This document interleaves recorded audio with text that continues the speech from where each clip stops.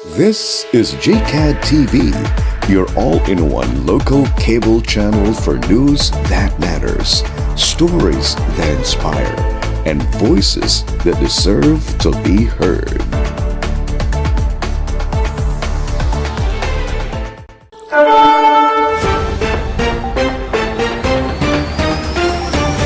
From the news center of JCAD Multimedia Production. Aniya na ang Bujong sa alas 7.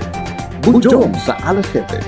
Ang pinakawahing balita gikan sa isla sa Bantayan, Cebu Province, the Philippines, and the world. Bujong sa alas 7. Tinilaman sa JCAD TV. Maayong adlaw, gikan sa isla sa Bantayan ngadto sa tibuok kalibutan. Kini ang Bujong sa alas 7. Ako ang inyong tigbalita, Azal May Yupot. Adlaw karon na Webes, Hulyo 30, 2026. Kini ang mga headlines.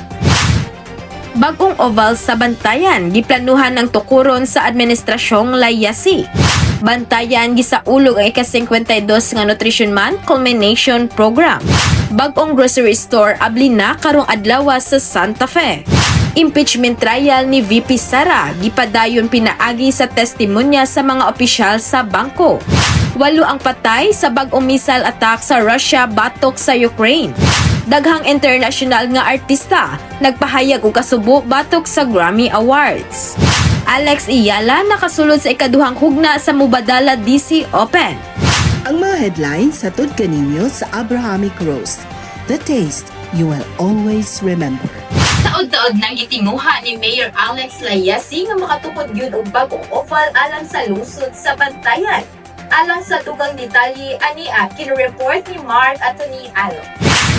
Base sa plano sa mayor, sugdan ang pagtukod sa bagong ubal sa Bantayan. Karong nga sulod tuig kung kataga na siya og pagtugot sa Sangguniang Bayan. May mutang unya kini sa 4 hektaryas nga luna diha sa may barangay Kangkaibi nga gidonar ngadto sa lokal nga kagamanan sa Bantayan pinagi ni Mayor Laisi. Magagikan sa 20% nga development fund sa mayor ang kuhaan sa gasto para sa maong proyekto. Base sa plano ni Mayor Laisi, gawa sa ubal nga mahimutang unya sa 4 hektaryas nga luna nga gidonar sa lungsod, tukuran usab kini og gym, swimming pool o ingon man na parking lot. Porsigido si Mayor Laisi nga makahos na unya ang Bantayan o provincial meet kung mahuman nga walay babag ang tukuron nga bagong gym ilabi na gyud alang sa Palawod Festival. Niangyo si Mayor Laisi sa Sangguniang Bayan natagan siya og pagtugot nga mahinayon kini nga mao nga proyekto.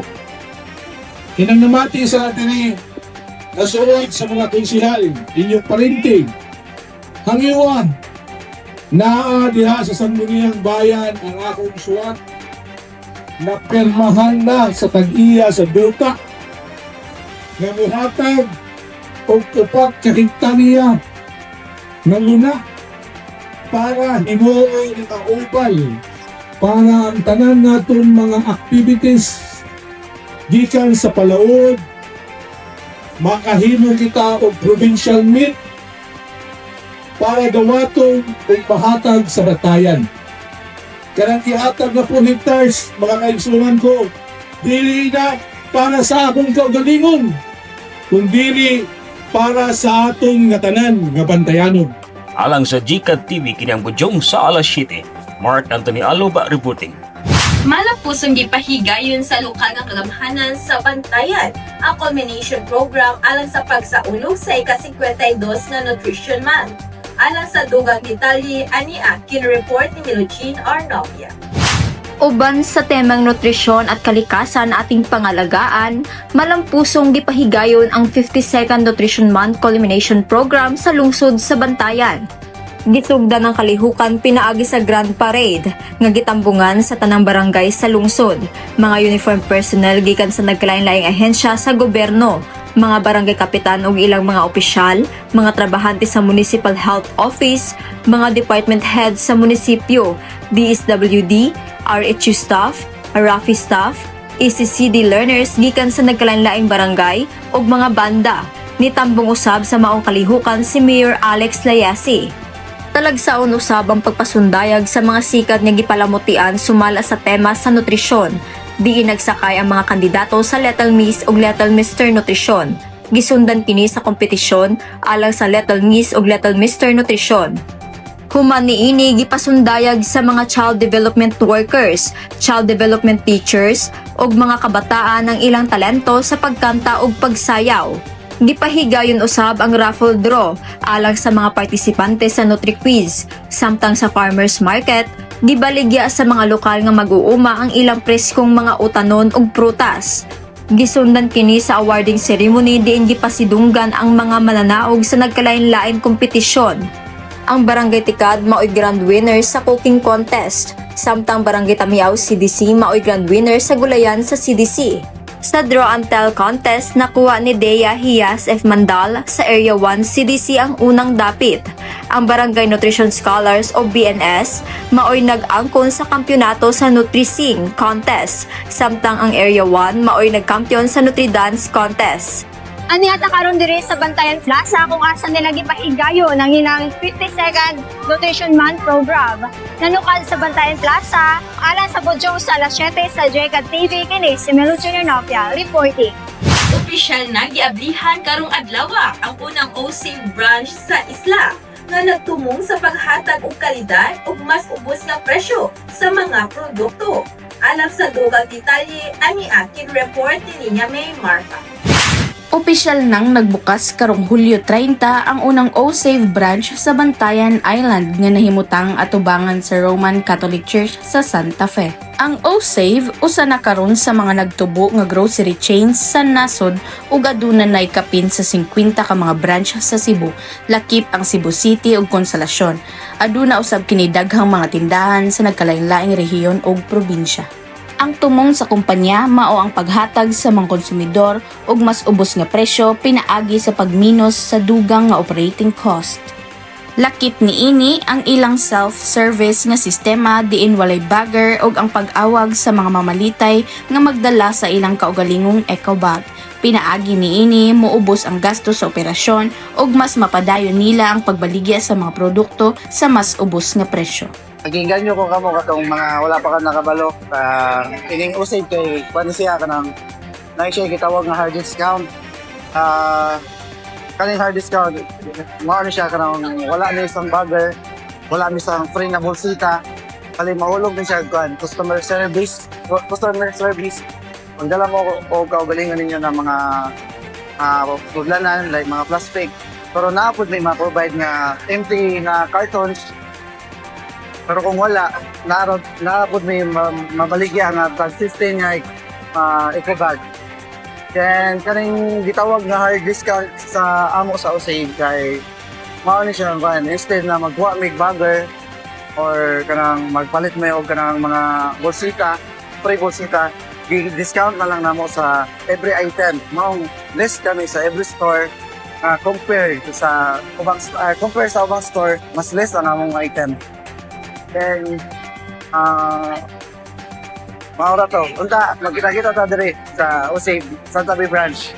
At lang sa church. Thank you.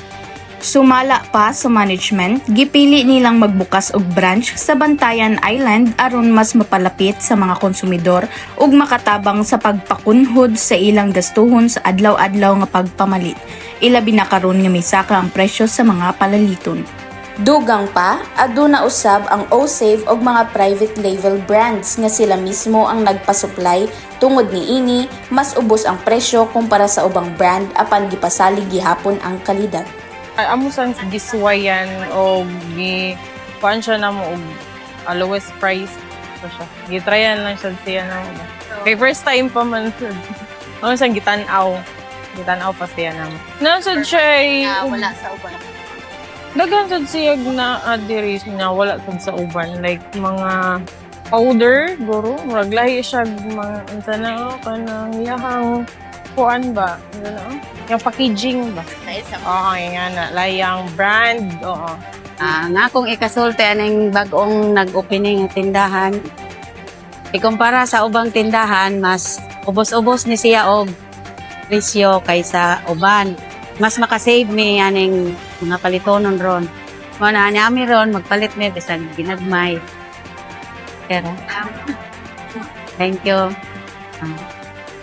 ug aron mapakita ang ilang pagsalig sa kalidad sa ilang mga produkto, adunay money back guarantee ang ilang mga items. Gibutyag usab sa management nga ilang tanawon ang posibilidad sa pagpalapad pa sa ilang operasyon pinaagi sa pag-abli og dugang mga branch sa ubang mga lungsod sa Bantayan Island sa umaabot. Alang sa Budyong sa alas 7 sa JCAD TV, kini si Ninya May Marfa reporting.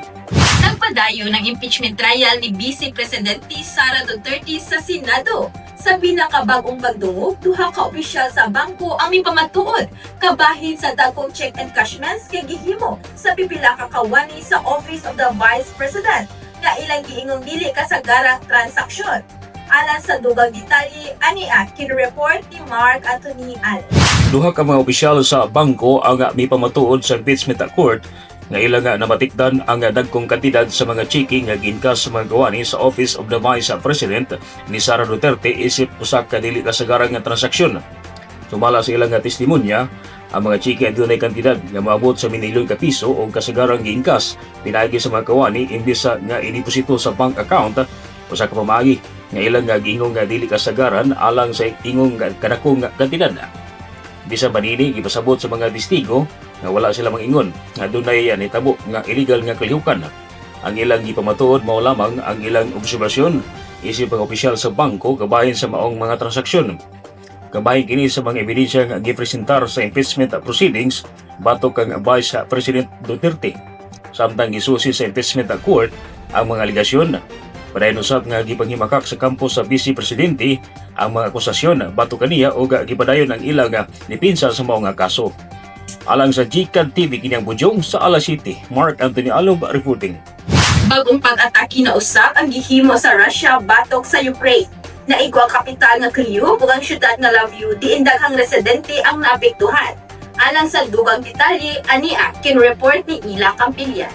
11 minus 8 ka tawo ang namatay ug daghan pa ang naangol sa sunod-sunod nga missile attacks nga gilunsad sa Russia batok sa nagkalain-laing syudad sa Ukraine. Sumala sa mga opisyal sa Ukraine, usa sa mga namatay gikan sa capital nga Kyiv, diin daghang mga residente ang midangop sa mga istasyon sa subway aron mangitag luwas nga kapasilungan atol sa pag-atake. Naabot usab sa mga missile strike ang kasadpang syudad sa Lviv nga nagpakita nga milapad din sakop sa mga pag-atake. Nagpadayon sa pagresponde ang mga rescue team aron pangitawon ng posible mga nabalibaran sa mga nagunob nga istruktura samtang gi-assess pa sa mga otoridad ang gidakon sa kadaot. Wala pa sa pagkakaroon nagpagawas ang Russia og bag-ong pahayag kabahin sa maong pag-atake. Padayon nga nagtaas ang tensyon tali sa Russia ug Ukraine samtang nagpadayon ang gubat nga nakaapekto na sa libuan ka sibilyan og nagbilin og dagkong kadaot sa nagkalain-laing bahin sa Ukraine. Alang sa JCAD TV kini ang Budyong sa alas 7, Rose Campillan reporting. Maukadto ang tingog sa Budyong sa alas 7. Gikan sa isla sa Bantayan uban sa kinatibok ang pwersa sa JCAD Multimedia Production. Kini si Azel Mayhipon. Maayong adlaw ka natong tanan. Shalom.